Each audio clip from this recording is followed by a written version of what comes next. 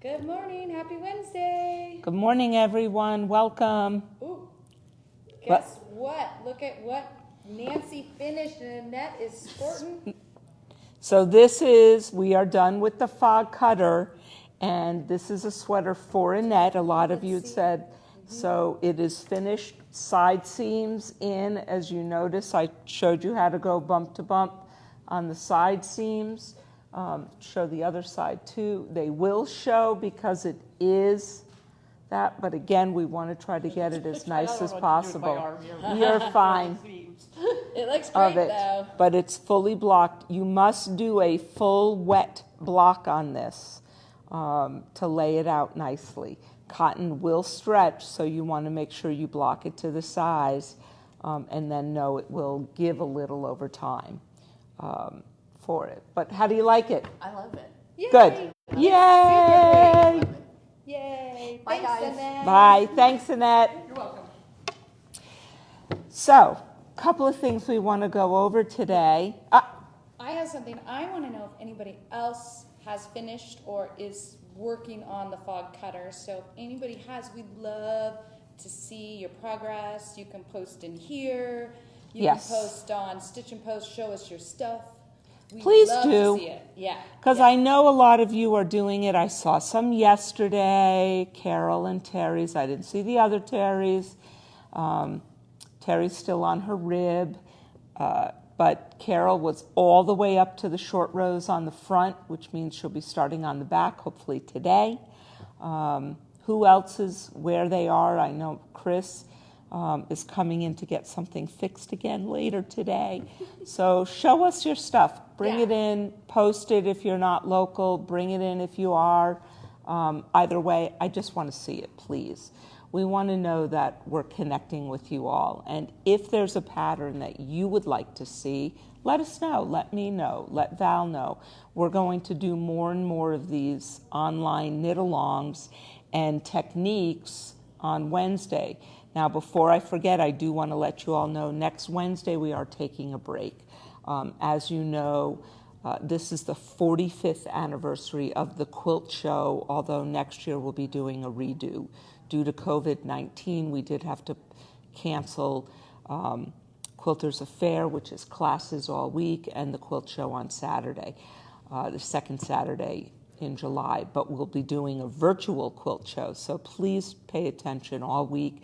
There'll be special videos all week. I will not be here next Wednesday at 9:15 live, but during the week, we all will be live doing different demos of different products, whether it be sewing, knitting, crochet, pom-poms maybe. I don't have the list yet, but there'll be lots of demos, so stay tuned. We have lots of good notions here and advice and tools and fun stuff. So all next week is a special week to honor Quilters Affair. And starting on Monday, we gathered 12 quilts for each day to be hung from our family of employees and our family to honor my mom and her starting this amazing show with 12 family quilts and starting this teaching event. So I will do videos of it so you'll get to see them and see all of our lovely quilts from our family. So we and look there's a forward to lot, seeing you guys. so we want to see them. And before we end today, I want Val to pan the back wall because she and her mom, Jean, have hung a show that is just spectacular. I love both their works. I already put red dots on 2 items. So let's get into knitting. Well, this actually is crocheting. Paula made this, and this is, if I can get my hand through so you can see, it's the crochet Mobius cowl. Mobius meaning it has a twist in it that you put in. Pretty. It is a pattern Look at how shiny. from Church Mouse. So this is a new yarn that Shibui came out with this year called Silk Cloud Tweed or Tweed Silk Cloud. We have 13 colors that I've put all 13 out. If you notice, it is tweedy and it does give a little bit of a effect to it. Just to, Do you want one? yes, please. It is a silk, 65% silk, 35% kid mohair, 190 yards, and it's $23 a skein. So it is this a cowl little only more. takes one skein, This right? cowl is one skein for it, which is really nice on it. Then we have silk cloud. Now I took a smattering of our silk cloud just because we have 24 colors up on our color wall of Shibui. Again, it's 60% kid mohair, 40% silk, 330 yards, so it is more yardage for $24. I am doing a shawl in that purple at the very end that I will show you in 2 weeks. We're going to debut that shawl. For it, I wanted to focus on the silk tweed today that Paula did for it. It's a beautiful yarn. It's a carry-along yarn. We use Silk Cloud, the regular one, to buff up any yarn. So if you take a fingering weight, a sport or DK, and you want to make it worsted, you take a skein of Silk Cloud and it poofs. You can kind of see it here. This is done on a size L hook. And if you notice the poofs in it, wrong word, it's the mohair, and it kind of fills in the holes and makes a beautiful garment. It also adds strength. So if you have a lace weight yarn that is a single ply and it might break and you want to just add some strength and some luster to it, Silk Cloud is what you want. If you want to add a little panache to it, you're going to go for the Silk Tweed.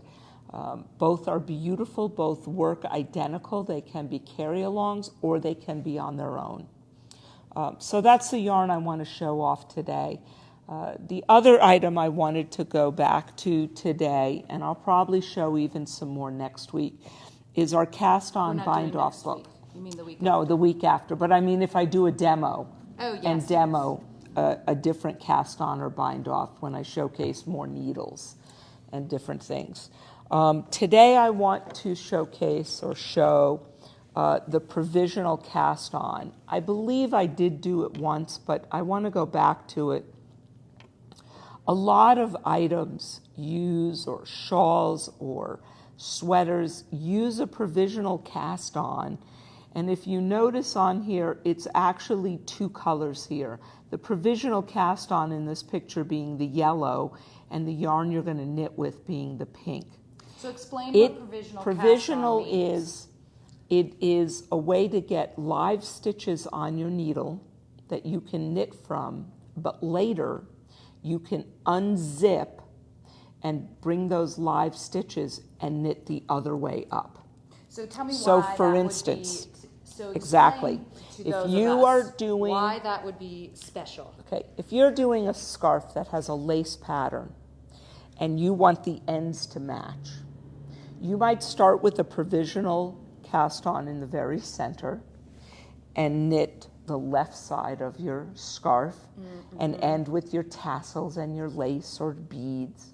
And then you come back and pick all those stitches up as live stitches and knit the right side. As opposed to starting off with a traditional cast on, you would then pick up stitches, right. which would And give you a different look. Well, it would give you a line down the center back. Okay. That could be a design feature, but if you want it to look continuous, you need a provisional cast on. Gotcha. A lot of sweaters start maybe at the bottom with a provisional cast on because you're going to come back and do a different type of bind off later or add length. Or in the Stash Buster sweater that I did, we started at the cuff with the provisional cast on, so later you could lengthen it or shorten it depending on what you wanted. So it's a very versatile way. Now, the one I like is a crocheted one. I'm going to show you here where you are crocheting the stitches on your needle. Oh, interesting. I've never done one. You've never done that. So some people know how to do, and let me just quickly show you, a traditional crochet chain where you're just pulling through. Whoops, and I want my thinner needle. Yeah. Where you're just pulling the loops through. Now, I am a horrible crocheter. Where's Paula? Or I used to have a friend back east, Barbara, who would do all my crocheting for me so this is just your regular crochet Right. chain. And it shows you in the book as well, and I don't think Val can see it, but on the back side you get these bumps. And you could knit into those bumps. I don't like that way. Okay. I find finding the bumps hard, and it drives my eyes batty. Okay. So if you, again, start from a slip knot, if you notice it is not on my needle, let's move the book so we can get right up close. Yeah. I am going to take the yarn, my working yarn, underneath my needle to the back. The working Loop yarn is to the in. back. Aha, gotcha. So your tail's in the front. My tail is in the front. I made too big of a loop here. It didn't come out. I'm sorry. So do it again. Isn't that what we do? It is. No, I sorry. pulled too tight. Okay. Notice I didn't pull really tight here. I'm holding my needle in my left hand. I am pulling the yarn to the back, and I am going to just pull it through the loop. That was really confusing. Yarn comes underneath the needle and pull it through the loop. Now I'm doing these big stitches. Yarn comes under the needle, pull through the loop. Yarn comes under the needle, pull through the loop. Under the needle, pull through the loop. Can everybody see how easy this is? Under the needle, pull through the loop. Under the needle, pull through the loop. Okay, so now do it slow. Try not to move your hands too much so you Okay. get close. Now do it slowly. So Under the needle. the yarn is under the needle. The crochet hook comes over the needle, pulls the yarn through the loop. That's a little better, a little closer. And the yarn is on top, so you have to bring it back under the needle. Pull the yarn through the loop again. Bring the yarn to the back, under the needle. So what happens when you get all of them on? So now I'm all done. If I just leave this or put this on, I can pull it off. What you want to do is pull the yarn through that loop and hold it. Mm-hmm. Cut. I don't leave such a big loop at the end, but I do leave a loop. Now, my first ones I did intentionally loose. You would not do them loose. They would be like these down at the bottom. And if I turn this over, can you see that that's like a little chain crochet ladder on the back? And now you can take whatever your working yarn is. All right, so since this is like a This scrap is yarn, it a doesn't scrap matter. yarn. It is. Gotcha. It doesn't matter. You can use. I do recommend using a different color. Oh, It sure. can be the same weight. I would not take a chunky yarn to a fingering weight, but you could use a sport yarn to a fingering. Leaving, and now these are just regular stitches I'm going to knit through as live stitches. Cool. So now I am just knitting through my stitches normal. And if you were starting a 1x1 rib, I usually ask people to not do purls on this first row. Does it just not look as good or something? It's not that it doesn't look as good, it's harder to unzip. Oh, I see. And I am going to finish this row, knit a few rows, and then show you what I mean by unzip. Because if you add a purl in between and you bring the yarn forward, it's actually getting caught in this provisional. Yeah, I'm coming in. See what this looks like. That first row looks like. Okay. So now let me just do a few rows. But you can purl on this next now one. I can do whatever I want. Okay. It doesn't matter. You can, I'm just going to knit so we can get through a few rows. You can do whatever your pattern says. But I use that first row as what I like to call a foundation row. If you forget, what's going to happen later is you'll be picking your stitches out. They'll still come out. You'll still have them live, but it's a little bit harder to do. Whoops, I have a knot in my yarn. We're just going to knit that in. Normally do not knit this in, but for today's purposes. For today's purposes only. It is going to be added decoration. Nancy's not. I probably can just pull it out. Nope. It's a good knot. It's a good knot. And it's gone. And it's gone. Now that's something I want to talk about because I have someone bringing in their sweater today, as I said, to get a little mistake fixed.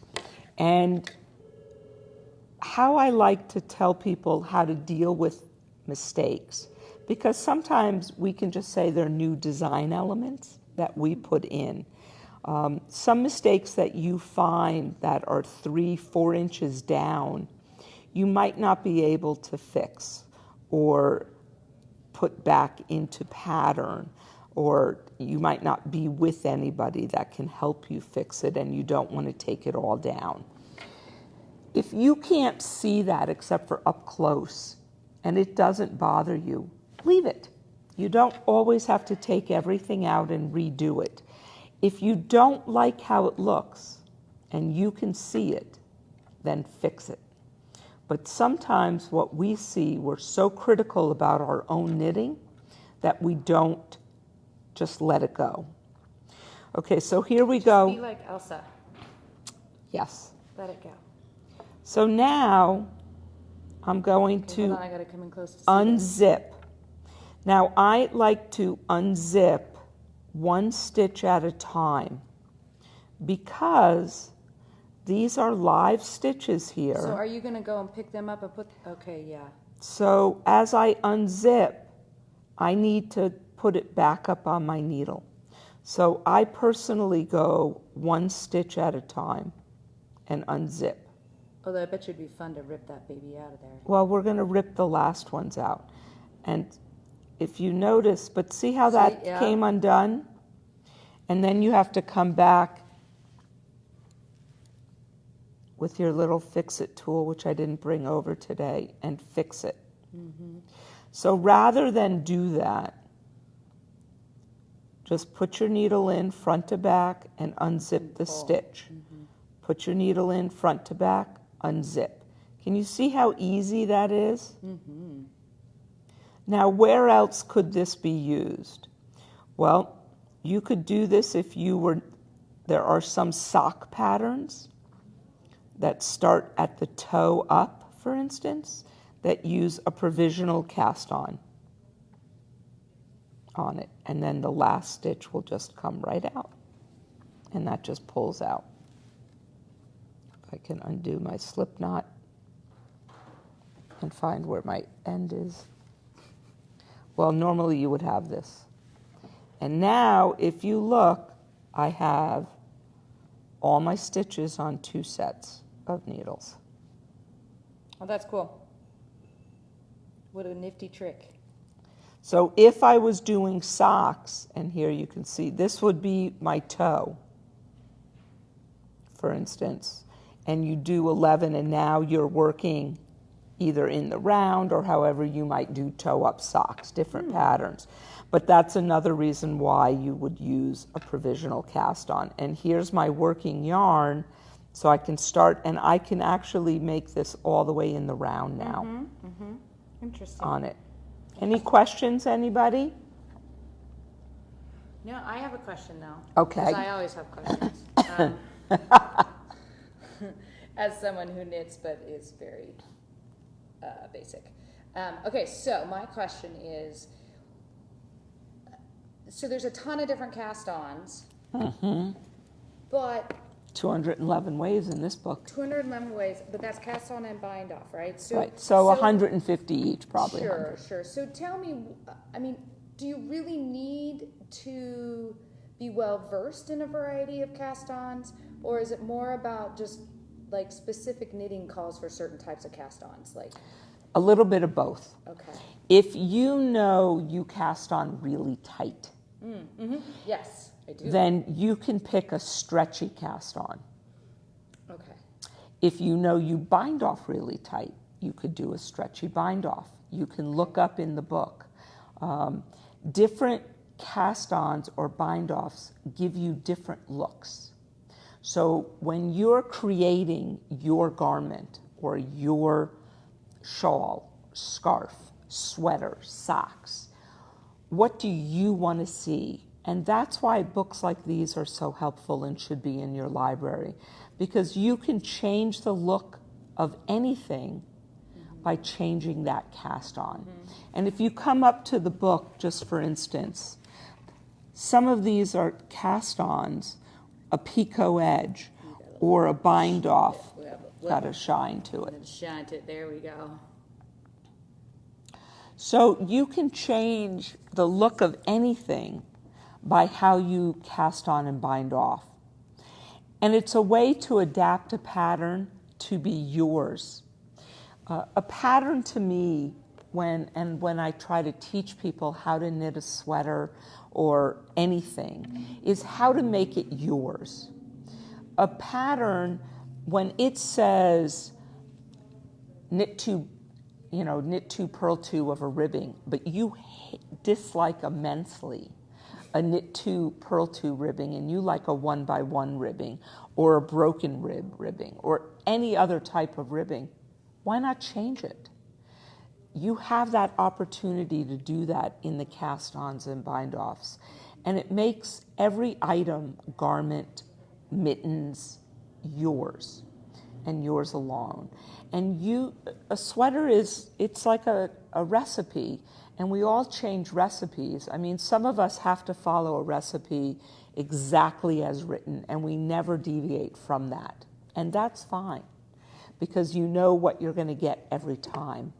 But if you're like me, who uses a recipe as kind of a starting place, and it might say just saute onions, but I'll add in onions and mushrooms and other peppers, you change it to your likes and dislikes. If you hate garlic, you're not going to saute garlic in. Well, it's the same with making garments. It's the same with any craft that you do. Make it your own. And that's what we here, even at the Stitching Post, like to do when we go out and pick fabrics or help you decide. You're taking a pattern and you are making it your own. They're just guidelines, the colors, the styles. So even if you see like our sample in this purple, if you're not a purple wearer, you're not going to buy purple. What color do you like? And make it for you.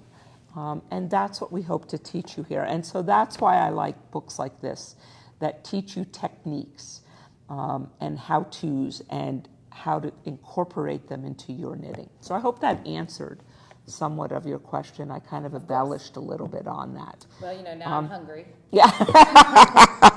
Well, it's getting that time. Are there any other questions relating? Because we're not going to talk about the fog cutter anymore. Last week I did seaming. In 2 weeks I'm going to show you a new shawl using Silk Cloud. All of it will be up online. We're going to showcase some church mouse patterns that we have coming in, patterns that we have, And next week, I hope you'll visit us throughout the week as to all our demos and what we're doing, and stay on our Facebook page. I know that they do Instagram.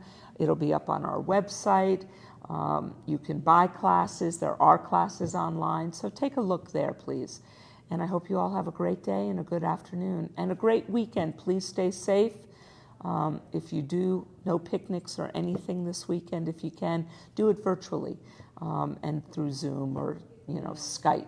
Just be careful. Take care, all. Everybody, stay safe. We'll see you soon. Oh, the gallery wall. Thanks, Terry. Oh, Here we thank go. you, Terry. Let's go because it is spectacular. So we are missing some of my products that aren't out yet, but we can show you all the pretty art that we have up.